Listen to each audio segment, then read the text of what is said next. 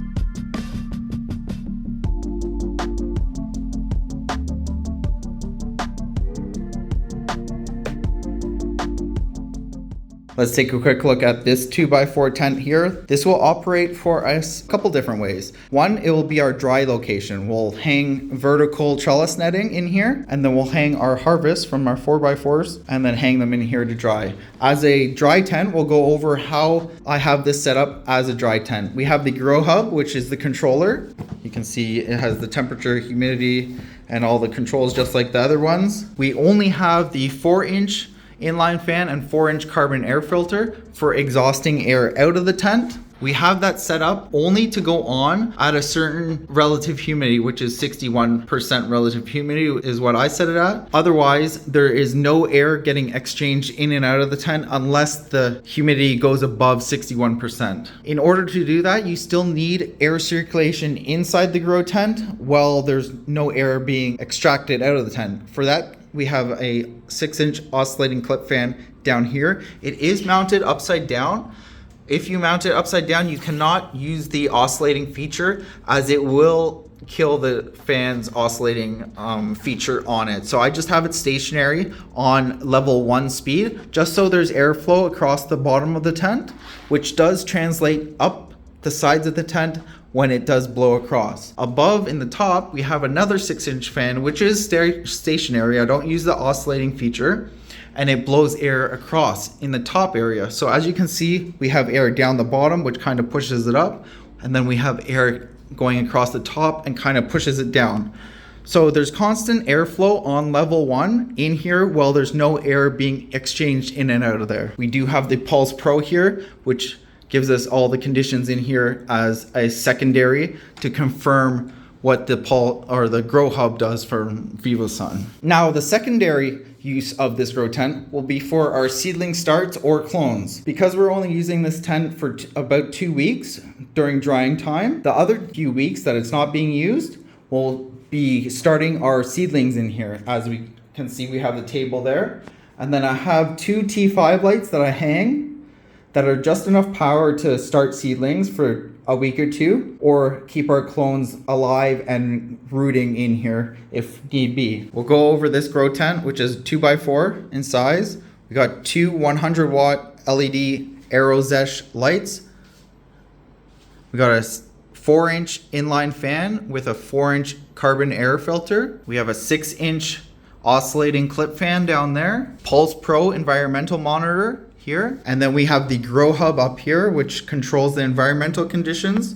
You can set your light intensity, the color temperature, which is seedling, veg, or flower. This controls the fans that are located inside the AeroZesh lights. And then this on the bottom controls our ventilation for the inline fan. We got temperature and humidity both located there, and our time up there. We can set the light schedule our time also from here, which is great. We do have another light here, which is VivoSun's newest light for the style, which is a 200-watt model compared to these ones, which are 100-watt each. This tent will act as our veg tent, I believe, and then it will feed our 2 4x4 tents over here. Let's go over the left 4x4 tent. They are slightly different, so let's go over that. This tent, we have the Pulse Pro environmental monitor here. We have a 6-inch clip oscillating fan down here for air circulation under the canopy. We have another 6-inch oscillating fan up here. As you can see, they come in multiple colors, green, black, and white. This will put air ventilation above the canopy. We have a 650-watt LED light, which is the foldable style LED driver on the top of here, mounted inside the grow tent. You can remote mount this outside of the grow tent if you would like. We'll see how it operates with it inside the tent. We have a 6-inch inline fan with the 6-inch carbon air filter, so we have no smell outside the grow tent, hopefully. I still need to add a air ducting. We have a 6-inch and 4-inch right there, which will put a 6-inch air duct looped inside the tent to the outside, so there's no chances of light leaks going inside the tent and harming our plants. We will close off these vents at the bottom. Let's take a quick look at the right 4x4 tent. These 2 tents will operate as flower tents, and this one will be our veg tent most likely. So this is another 650-watt light. This is a different model compared to the foldable light over here. You do have to assemble this one yourself once you get it. Does have the dimmer knob right on the actual light and the in and outs for the controller, along with the power cord right there. So in this grow tent, it's pretty much as similar as the one beside it. We got the 6-inch clip fan down here, but as you can see, this is the white fan. We have the green one up there, 6-inch oscillating fan up there, 6-inch inline fan, and 6-inch carbon air filter. Pretty much identical tents, just different style lights, same wattage. So we'll see how they compare to each other as we can do side-by-side comparisons. Each tent does have the grow hub up here, which again controls the light. You can plug your oscillating fans in here, and then the exhaust fan for the inline fan there.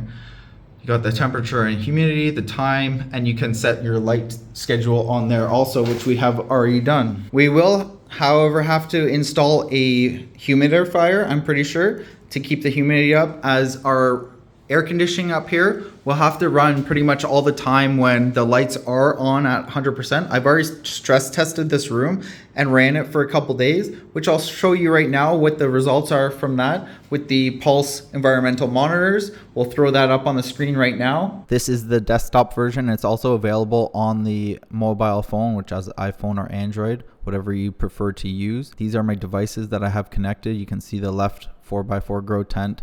We do have a Pulse Pro in the center of the room, which is located outside the grow tents, which we'll call the lung room, where it's taking the air from this room and putting it into the grow tent when the extractor fans are on. We have the right 4x4 tent. We have the dual purpose tent, which is the seedling tent or the dry tent, depending on the stage of growth. We have the 2x4 grow tent, which is currently going to be used as the veg room if we do a perpetual grow. So we'll take a quick look at the center grow room quickly, which we already have it pulled up, where we did our stress test, which is the beginning of when we put this device online. You can see the lights on right here, which we had them all the lights on, all the fans on, all at 100%. This was during the day, which was a very hot day, close in the 90-degree Fahrenheit range outside. So we got a full stress test for a few hours. And as we can see from the temperatures with the AC on, it was pulling the temperatures down quite a bit over that time. But as you can see, the relative humidity being way down here at 32%, which tells me when the plants are small in the room, we will probably need to add a humidifier depending on how we're growing in this room. We still don't know exactly how we're going to run the room, if it's going to be perpetual or all the plants on the same stage. So we'll have to see after that. As you can see, the lights were turned off after that. I want to see how the room reacted over this time frame with no lights on, no fans on. Just how does the outside temperature and atmosphere for the environment affect the inside of this room? And as you can see, it's very hot inside, even at nighttime, 86 degrees Fahrenheit, and then during the day up to 93 degrees Fahrenheit. Just after that stress testing, I decided to start my growing, and then we'll go over all this data in a future video. Just want to give you a good idea of how the room performs with the AC on and the lights on, and then without anything on, so we can see exactly what's going on. If you're interested in the Pulse products, you can use the discount code Terpy on their website for any of the Pulse products other than the sensors that they offer on the website. Let's jump back into the video. So as you can see from the Pulse data that we collected, we will have to add a humidifier in here. We'll have to see how it is with plants in here, because those do create more humidity. So maybe we might have to add a dehumidifier, who knows. This is the 3/4 ton AC unit up there. It does do the job with all the lights on at 100%, all the fans on, and it being pretty hot outside during the middle of the day. We will be running these lights on at nighttime since it is cooler at nighttime here. So that will save us on electricity and not making our AC have to work so hard. Hope you guys liked the video of the overview of everything we got going on. Thanks for being patient with me, as this is the new style of video and I'm not fully comfortable talking straight to the camera. So we will see how it goes over the next couple months with my new style of content and new location. I can't wait to see what comes out of this space. And let me know what you guys think about it in the comments below, along with any changes that you guys might want to make or want to see more of. Until next time, happy growing everyone. And remember to get out there and make it happen.